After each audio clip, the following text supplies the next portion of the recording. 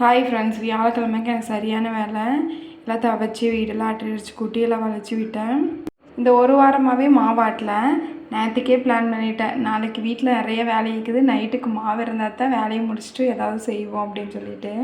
காலையில் நேரத்துலேயே இருந்துச்சுன்னா ஹஸ்பண்டுக்கு ஆஃபீஸுக்கு சமையல் செய்கிறதுக்கு அப்போயே ஆப்பத்துக்கு ஊற வச்சுட்டேன். ஒரு 9 மணிக்கெல்லாம் ஆட்டி வச்சுட்டேன். நினச்ச மாதிரியே இன்றைக்கி வேலையை முடிக்கிறதுக்கு 6:30 ஆயிடுச்சு. நல்ல வேலை இன்றைக்கி உங்கள் அப்பா 5:45 வந்துட்டார் தீக்ஷித்த வேன்லேருந்து இருக்கிறதுக்கு.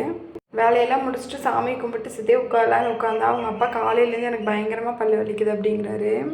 டேப்லெட்டும் போட்டார், இருந்தாலும் வலி பயங்கரமாக வலிக்குதுன்ட்டு அதுக்கப்புறம் கிராம்பு தான் நுணுக்கி பல்ல வைக்க சொன்னேன். கொஞ்சம் நேரம் கழிச்சு கொஞ்சம் வலி கம்மியாக இருக்குது அப்படின்னாரு.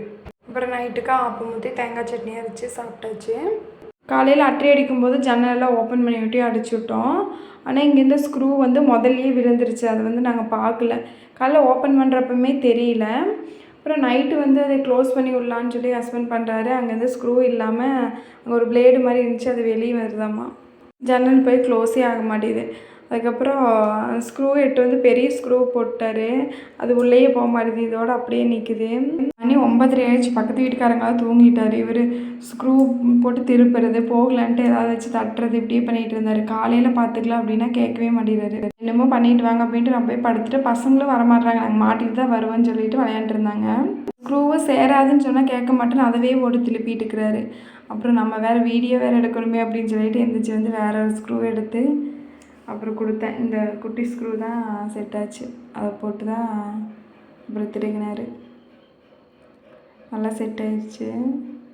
இவருக்கு தெரிஞ்சிருச்சு போல, நம்ம எப்படி ஏதோ ஒரு வேலை செஞ்சோன்னா வீடியோ எடுக்க வருவா, அப்போ கண்டிப்பாக இதுக்கும் வருவா, நம்ம இந்த ஸ்க்ரூ போட்டே திருப்பலாம் அப்புறம் எடுத்து கொடுப்பான்னு சொல்லி அப்புறம் எடுத்து கொடுத்தாச்சு வீடியோ எடுக்கிறதுக்காக. அவங்க அப்பா ஜன்னலில் ஸ்க்ரூ போட்டு டைட் பண்ணிகிட்டு இருந்தான். செளி என்ன பண்ணுறா, ஒரு ரயில் வண்டி ஒன்று இருந்துச்சு விளையாடுறது, அதுக்குள்ளே ஒரு ஸ்க்ரூ போட்டு டைட் பண்ணிட்டு இருக்கிறான் திருப்பிலே வச்சு.